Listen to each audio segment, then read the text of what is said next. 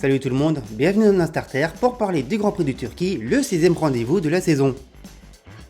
On retrouve l'Istanbul Park avec son triple gauche qui se passe à fond sur les 5 km 33 de ce circuit aimé par beaucoup de fans et de pilotes. Avec 2 zones de DRS sur le tracé, il n'est pas sûr que l'on revive la même course que l'on a connue l'année dernière.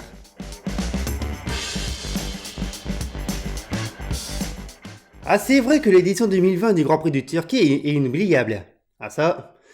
Déjà, avec le retour du circuit, bien aidé avec la crise sanitaire, et surtout la F1 qui cherchait des sites pour accueillir ses courses, bien la Turquie fut candidate à nouveau et elle a pu nous proposer donc une course qu'on n'est pas prêt d'oublier. Avec une météo capricieuse, encore une fois, qui a rendu une piste très glissante telle une patinoire. Ah oui, au sens large comme au sens figuré, ça glissait, ça brillait. Bon, il faut dire qu'avant que la F1 ne se rende à Istanbul l'an passé, le circuit a eu la très bonne idée de resurfacer toute la piste. Ah ouais, c'était une bonne idée.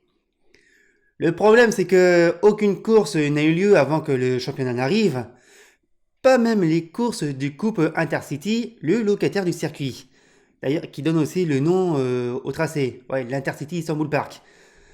Et surtout, la qualité du macadam s'est montrée douteuse avec tous les produits du composé qui ont commencé à remonter juste après sa pause, et donc ce qui a rendu la piste vraiment glissante.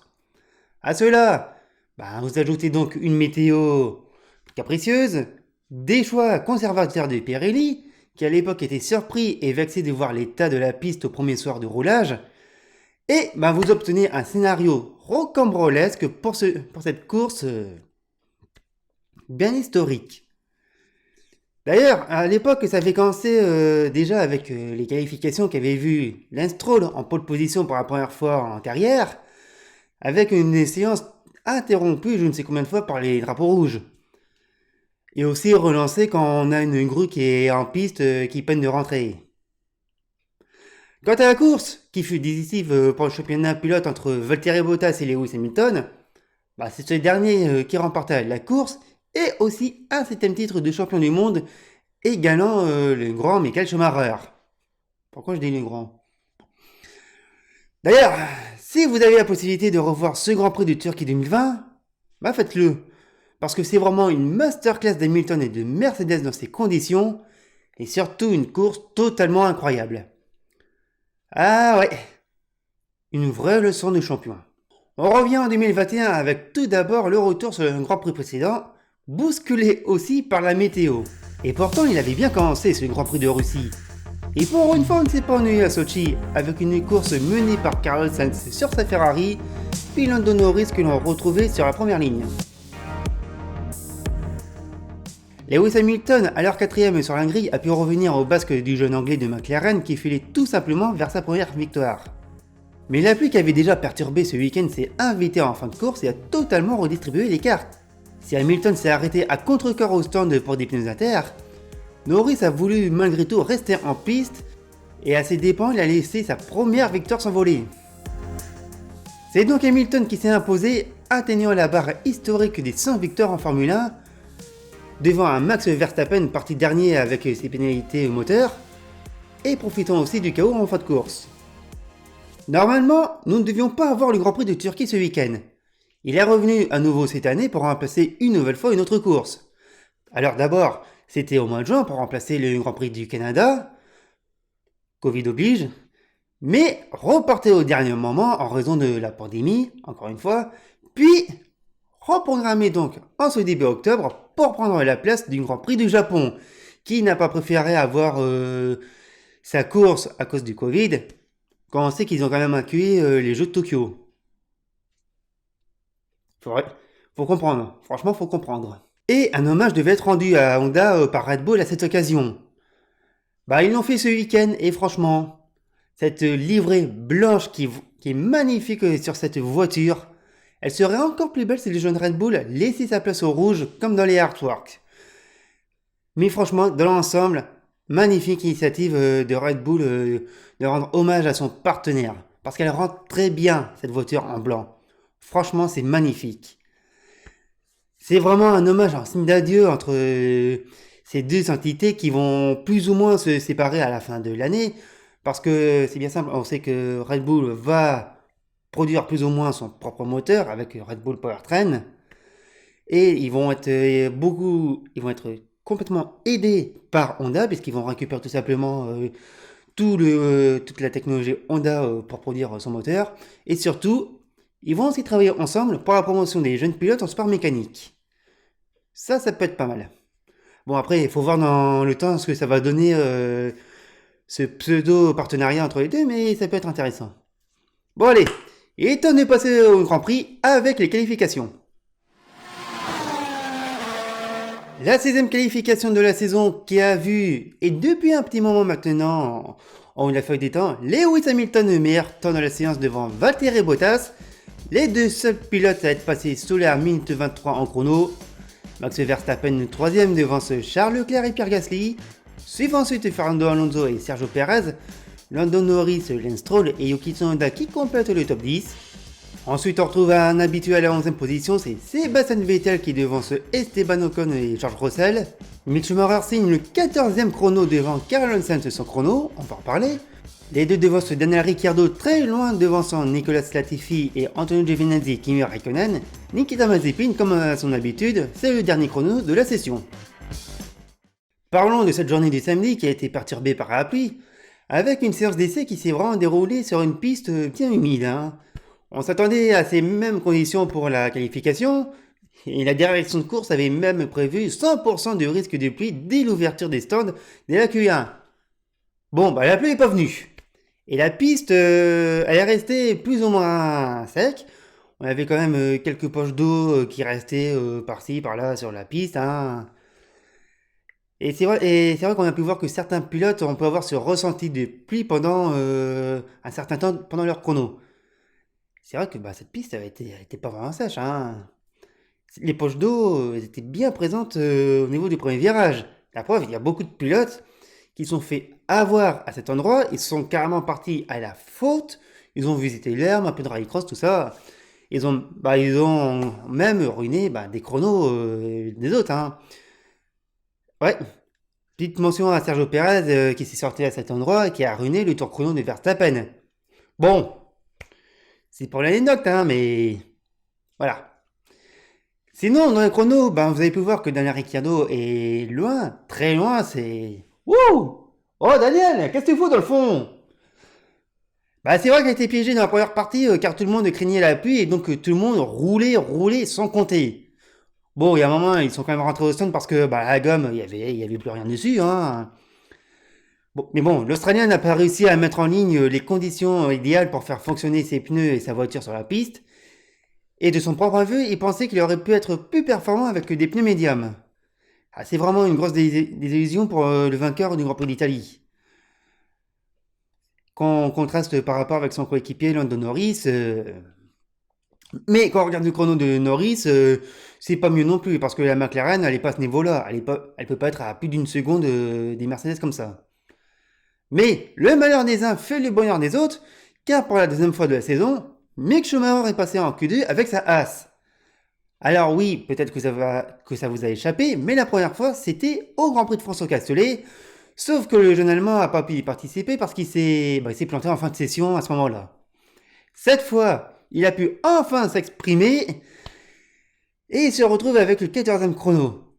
Mais devant une Ferrari! C'est un exploit qu'il faut relativiser! Ah oui, oui, parce que Carlos Sainz, il partira dernier, on va en parler après. Mais c'est vrai que si, on a vu Sainz rouler pendant la Q2, mais bon, sans objectif de faire un chrono, c'était juste pour aider Charles Leclerc. Ouais. Sinon, en boutique, on a aussi le nouveau passage de Yuki Tsunoda en Q3, la 4e fois cette année. Et pour vous dire que ça remonte, la dernière fois qu'il est passé, c'était au Grand Prix d'Autriche. J'ai bien dit le Grand Prix d'Autriche. Au Justeri, les deux. De toute façon, à ces moments-là, il était aussi passé en Q3. Bon, la différence, c'est qu'aujourd'hui, il a utilisé les pneus soft pour passer. Ça risque d'être compliqué pour lui au début de course. Mais bon, à sa décharge, c'est la première fois qu'il roule à Istanbul. Alors, c'est quand même pas mal comme performance. On va rester avec AlphaTauri, là où Pierre Gasly retrouve le sourire avec même un espoir de faire le meilleur temps de la séance. On y a cru, hein. Il faut dire que depuis la dernière séance d'essai, le Normand était tout simplement à l'aise dans ses conditions. Et surtout, il est très bien placé sur la grille. Il est intercalé entre les Red Bull avec son ami Charles Leclerc avec sa Ferrari.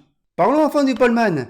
Valtteri Bottas qui aura à ses côtés Max Verstappen et les deux hommes se retrouvent pour la première fois de l'année ensemble côte à côte sur la première ligne. Je vous raconte pas comment on imagine à ces moments tous les scénarios possibles. Ah oui, attendez, ma faute, je dis une bêtise. Non, Bottas c'est le poleman moral de la séance. Parce que non, c'est Hamilton qui a bien signé le meilleur temps de la qualification. Mais il partira à la 11e position sur la grille parce qu'il change de moteur. Là, vous allez me dire aussi, mais Carlos Sainz aussi est pénalisé sur la grille et lui partira dernier pour un changement de moteur. Bah, c'est quoi la différence entre les deux? Elle est toute simple. Aujourd'hui, quand on parle d'un moteur en Formule 1, ben, on parle d'un groupe motopropulseur. Avec tout ça, il contient le moteur, qui est l'élément principal, et il y a ses périphériques, le turbocompresseur, les échappements, le MGU-K qui récupère l'énergie cinétique de la transmission, et le MGU-H qui récupère l'énergie du turbo, et les batteries de stockage.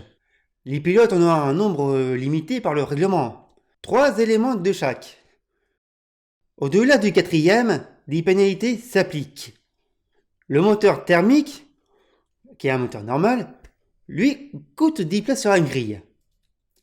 Ces périphériques vont coûter 5 places sur la grille. Donc, à partir d'un changement d'un élément, le pilote est pénalisé. S'il doit remplacer 2 éléments, les places des pénalités sur la grille s'additionnent. Par exemple, il change le moteur thermique et le turbo, ça lui fait 15 places. Et si ces 3 éléments et plus qui vont être remplacés, le règlement stipule que vous partez dernier de la grille, même si vous avez signé la pole. Vous voyez toute la différence. La différence entre la pénalité de Sainz et Hamilton est facile. Hamilton ne va changer que le moteur thermique, tandis que Sainz change tout l'ensemble du groupe motopropulseur. Faites le calcul. Et je vais vous dire, heureusement que l'on n'applique plus une ancienne règle qui était instaurée au tout début de l'ère hybride. Pour rappel, à l'époque, pour les plus anciens et peut-être pour ceux qui suivent plus récemment la Formule 1, quand vous changiez tous les éléments de votre moteur, les pénalités sur la grille étaient appliquées sur la course et la suivante. Si vous avez 40 places de pénalité sur la grille, par exemple, vous appliquez toutes les pénalités sur la course A, et si vous en restez, vous les appliquez sur la course B, même si vous ne changez rien sur votre moteur. Demandez à Alonso et Button quand Honda était motoriste de McLaren. De mauvais souvenirs. L'absurde en vrai. Voici donc ces conditions des qualifications qui nous donnent cette grille de départ pour le Grand Prix de Turquie. On en parle juste après.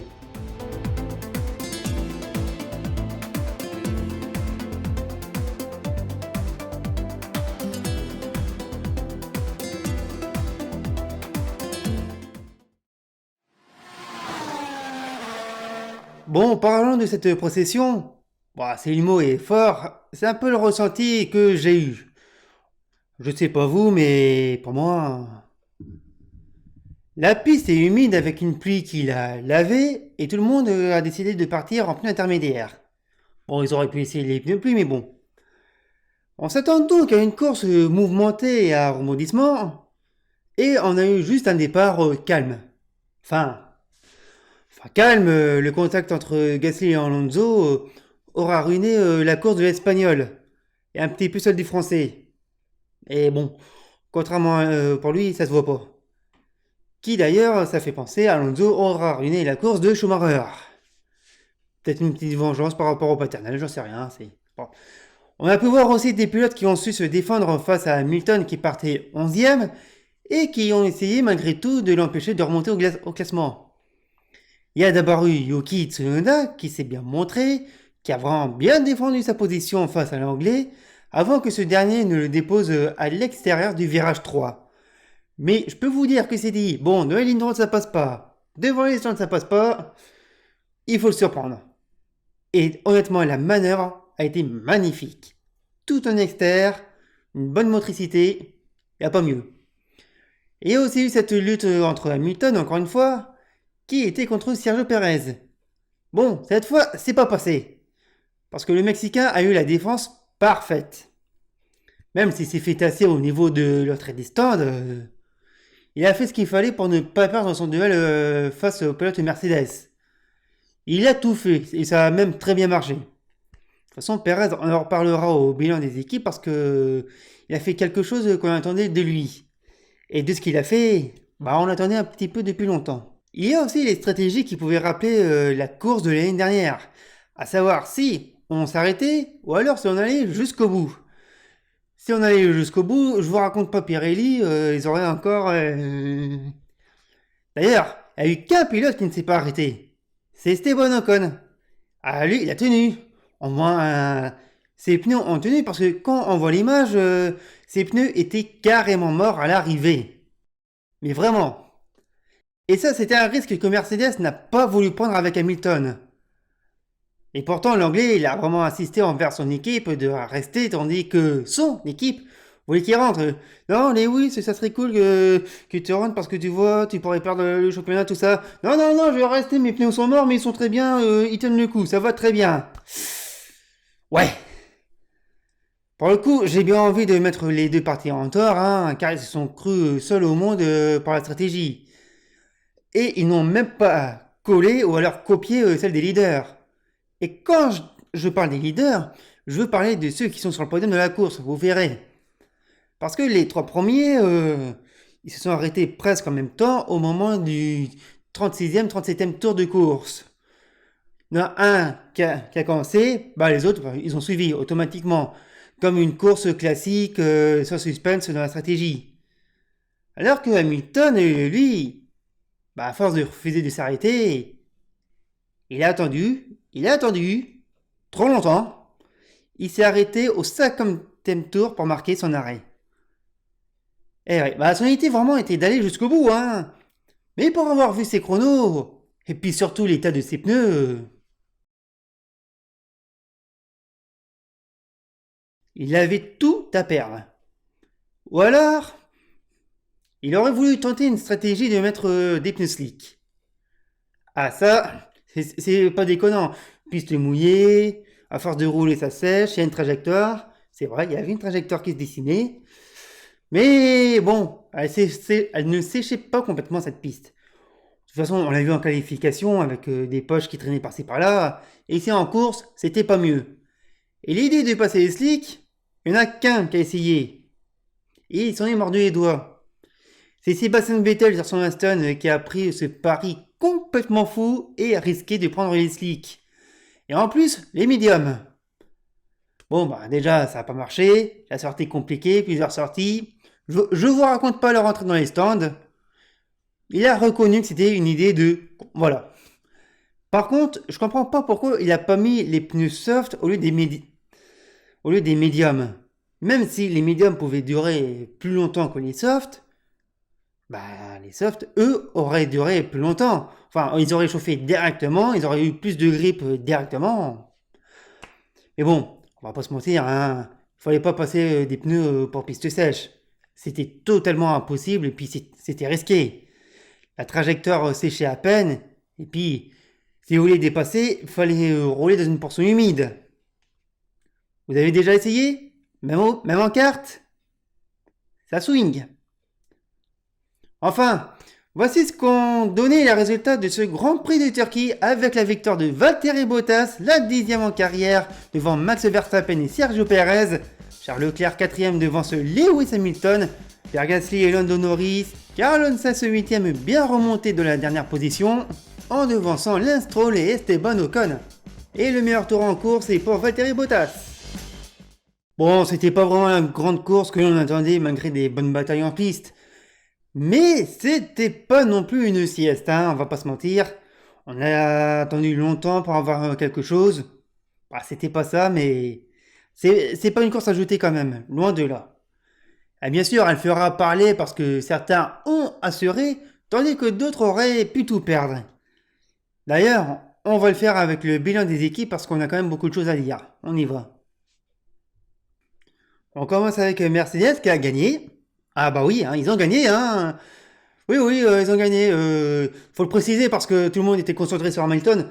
Bah, on a gagné. Ah oui, il s'est imposé Valtteri Bottas ce week-end à Istanbul. Et il n'y a rien à dire sur son boulot.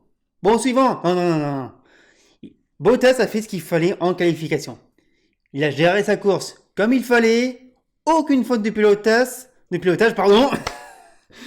La boulette. Et aucun écart contrairement à ce qu'il a pu avoir l'an dernier. Ah franchement, il a fait le high track et on ne pourra pas lui enlever. Sachant qu'il vit ses dernières courses avec Mercedes, franchement c'est une belle victoire pour le Finlandais. On a juste à lui dire bravo, tout simplement. Bravo Valtteri. Et puis profite, c'est peut-être la dernière, hein, c'est... Avant longtemps bien sûr. Pour parler d'Hamilton, bon, il a quand même remonté cinquième. Bah c'est pas mal. Bah oui c'est pas mal, faut le dire. Et franchement, il aurait pas dû râler contre son équipe comme ça pour pas s'être arrêté à chaque fois qu'on lui demandait. Bon, après, Hamilton, la radio, à chaque arrêt au stand, on est habitué. Pourquoi vous m'avez mis ces pneus? Pourquoi vous m'avez fait ci? Pourquoi vous avez fait ça? C'est dans une autre langue. Après, je vais pas lui donner tort, sachant que c'est lui qui a le meilleur ressenti au volant sur la piste. Ça, c'est vrai. C'est le seul à être le mieux placé pour savoir qu'est-ce qui se passe, hein. Surtout avec la voiture, le circuit, tout ça. Mais pour le coup, mais ces pneus n'auraient jamais pu tenir le coup. Puis, il aurait, il aurait pu finir un peu plus loin en classement, parce que, franchement, cinquième, c'est pas mal. Imaginez s'il terminait, je sais pas moi, huitième, neuvième. Parce que son équipe a voulu assurer les points championnat. Et c'est comme ça qu'on ne sait pas c'est qui a tort et qui a raison. Bah, je vais vous le dire, hein. Quand je vous disais que les deux avaient tort, bah, les deux sont vraiment coupables parce que si c'est pour avoir en fin de saison un mauvais remake du Grand Prix de Chine 2007, mais c'est offrir un boulevard pour les concurrents. Ah oui, ils peuvent pas jouer aux épiciers comme ça, Milton et Mercedes. Il reste 6 courses. États-Unis, Mexique, Brésil, Qatar. Oui, on va aller au Qatar. Les Émirats et Abu Dhabi. Ils peuvent pas jouer aux épiciers. Il reste encore 6 courses. Et franchement, c'est pas le moment de finir pour eux d'avoir avec des problèmes idiots, des classements très loin. Non. Quand je vous dis que Mercedes sont pas sereins, ils sont carrément en panique totale. Red Bull qui nous offre une belle livrée de leur voiture en blanc pour ce week-end sont peut-être ceux qui s'en sortent le mieux avec les deux voitures sur le podium. Ah oui, c'est vrai, les deux voitures sur le podium, ça fait longtemps. Grand Prix de France. Une éternité encore une fois. Alors Verstappen, qui ne se sentait pas vraiment d'attaque face aux Mercedes, a préféré assurer sa deuxième position. Et franchement, il a eu raison. Il a eu raison, pas de prise de risque inutile, quand c'est à son adversaire de faire tout le boulot. Et ça a marché. D'ailleurs, il reprend pour l'occasion les commandes du championnat. Et ouais, encore un changement de leader au championnat du monde des pilotes. Voyons que ça continue comme ça, un coup toi, un coup moi. Ah oui, le final va être vraiment intéressant. On va aussi parler de Perez qui a également réussi son week-end. Il a réussi aussi une belle défense face à Hamilton. Il a qu'à montrer aux Britanniques que lui aussi pouvait freiner bien plus tard que les autres. Et avec une bonne gestion, il a fini troisième. Et ça, c'est bien joué. Bon, par contre, ce résultat contraste avec ses dernières courses. Avec des doutes sur son niveau de performance par rapport à son coéquipier. Quand on sait que c'est pas vraiment l'homme du samedi, Perez, hein. C'est vrai qu'il est très loin en qualification face à Verstappen. Il est loin, on pouvait vraiment mettre des doutes sur lui. Par contre, pour cette course, il était bien. Quand on voit ses derniers résultats depuis le Grand Prix d'Autriche, bah il revient de loin quand même. Et avec cette période de vache maigre qui va quand même coûter le championnat constructeur à Red Bull, On se dit que finalement, tu peux mettre n'importe quel pilote dans la deuxième Red Bull, il y aura toujours un problème. En attendant que 2022 arrive à niveler tout ce niveau-là, McLaren sont un peu passés inaperçus ce week-end. Un peu dommage. Norris un peu loin au classement, certes, mais on a vu Ricciardo qui est parti dernier et qui a pu remonter au classement. Un peu loin des points, hélas pour lui, mais pas vraiment la course cauchemardesque. De toute façon, elle s'est sentie vraiment à la sortie de sa voiture. On fera mieux la prochaine fois, c'est promis. Mais bon, c'est un de retour à la réalité pour l'équipe de Woking qui aura une course sans. Eux qui étaient étonnamment loin en qualification, ils n'étaient pas au niveau pour ce week-end. Donc on va essayer de se forcer, de se dire qu'on les reverra en meilleure forme à la prochaine course. On l'espère pour eux parce qu'ils nous ont vendu du rêve en Italie et en Russie. Et surtout qu'on ne vienne pas nous dire que Ricciardo est fini parce qu'il s'est fait éliminer en Q1. Il n'est pas fini, Daniel.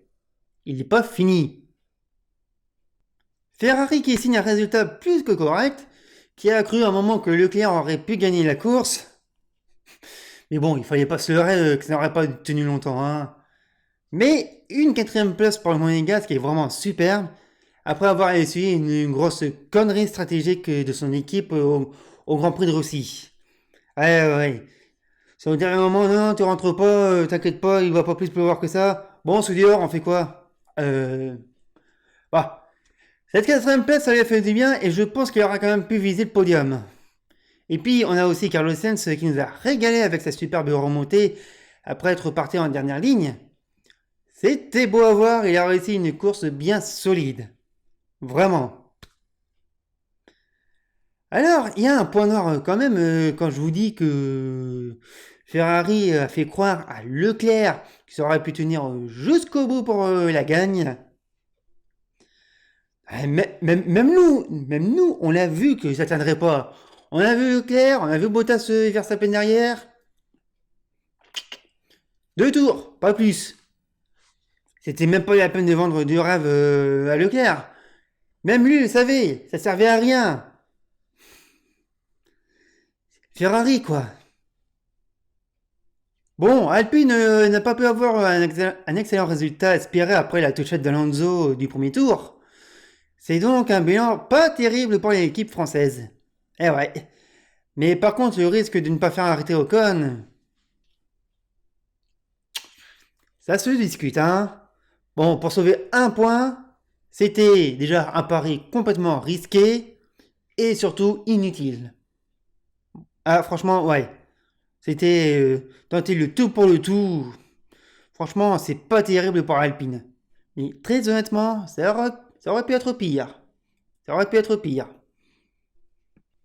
AlphaTauri a enfin retrouvé des points après 2 courses vierges de résultats. Et malgré les 5 secondes de pénalité, eh bien, Pierre Gasly a réussi une nouvelle fois une excellente course. Ah, dessus, le Normand sur la pluie. Il était très bien. En plus, en revenant sur Hamilton sur la fin, imaginez s'il aurait fini devant l'anglais. Imaginez, ça aurait fait parler. Alors ça fait du bien de le revoir à nouveau dans un top 6. Et ça permet aussi de réduire un peu l'écart avec Alpine. Et aussi une mention à Yuki Tsunoda qui aura fait une première partie de course propre et en résistant également à Hamilton. Bon, après, ben voilà, il s'est effondré en performance, hein, c'était un petit peu attendu. Mais pour une première année sans boule, c'est bien, c'est correct, c'est pas mal. Aston Martin qui est passé aussi à côté de son week-end, qui aura tenté avec Vettel de passer les pneus slick. Voilà. Au moins ils auront essayé, hein, on va le dire. Hein. Ils ont essayé, mais quelle connerie. Ça a tout gâché pour le pilote allemand qui, je trouve, reste bloqué à chaque fois à la 11e place en qualification.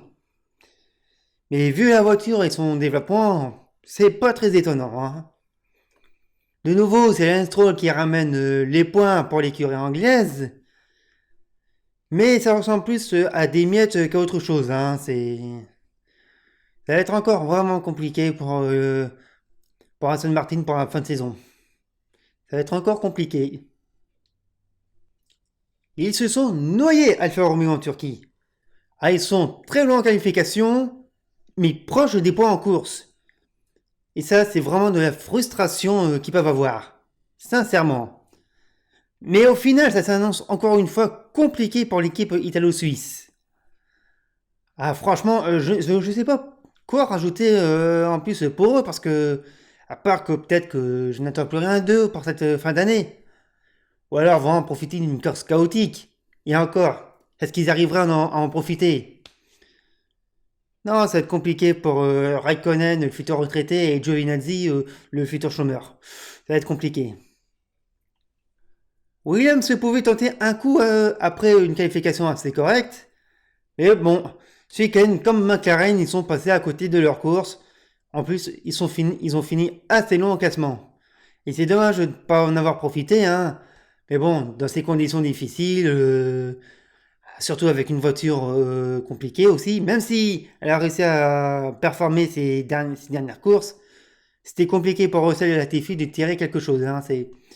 Alors, ils se retrouvent dans une certaine réalité, certes, mais le bilan pour eux n'est pas non plus pas mal. C'est aussi à oublier. Pour A, ça aurait pu être un bon résultat après une belle qualification de Mick Schumacher. Bon, il y a eu la touchette d'Alonso qui l'a envoyé en tête à queue. Ça l'a pas aidé. Mais ici, ça peut donner un peu de baume au cœur pour toute l'équipe américaine avec cette qualification. Bah, on va dire que ça fera l'affaire parce que déjà que l'équipe peut pas espérer grand-chose cette année. Alors un résultat comme ça, oui, ça fait plaisir. Et pour Mazepin, il paraît qu'il s'est pris un drapeau bleu dans la gueule. Avant de se prendre autre chose, hein. Un blaireau ce mec. Voilà pour le bilan des équipes, il est temps de passer au classement pilote et constructeur. Et je peux vous le dire, ça bouge. On voit ça. Le classement des pilotes voit encore un changement de leader avec Max Verstappen qui reprend le leadership devant Hamilton pour 6 points d'écart. Avec sa victoire, Valtteri Bottas consolide sa 3ème position au classement devant Lando Norris, Sergio Perez 5ème devant Carlos Sainz et Charles Leclerc. 8ème on retrouve Daniel Ricciardo toujours devant Pierre Gasly et Fernando Alonso qui ferment le top 10. Il est suivi d'Esteban Ocon à la 11ème position devant Sébastien Vettel et Lance Stroll. Par une grande évolution derrière, Yuki Tsunoda toujours 14ème devant George Russell et Nicolas Latifi, Kimi Raikkonen devance Antonio Giovinazzi. Mick Schumacher, Robert Kubica et Nikita Mazepin ferment au classement. Du côté des constructeurs, Mercedes est toujours leader avec 433 points, plus 36 points d'avance sur Red Bull qui en compte 397. McLaren toujours 3ème se fait rattraper par Ferrari à 4ème position 240 à 232,5. Alpine toujours 5ème devant Alpha Tauri et Aston Martin. Williams toujours 8ème devant Alfa Romeo et As est toujours à 0. Merci à vous d'avoir suivi la vidéo jusqu'au bout. Donnez votre avis sur le Grand Prix en commentaire, hein. Un like si ça vous a plu. N'hésitez pas à vous abonner à la chaîne, au compte Twitter et au petit nouveau sur TikTok. Et si vous en voulez plus, je vous propose une petite séance de rattrapage avec la dernière vidéo qui revient sur les comebacks plus ou moins réussis de certains pilotes en Formule 1. Ouais, il y en a, ils sont très intéressants. On se retrouve dans 15 jours pour parler du Grand Prix des Amériques. Pas à Longchamp, mais à Austin. Merci à vous, bravo, et à bientôt.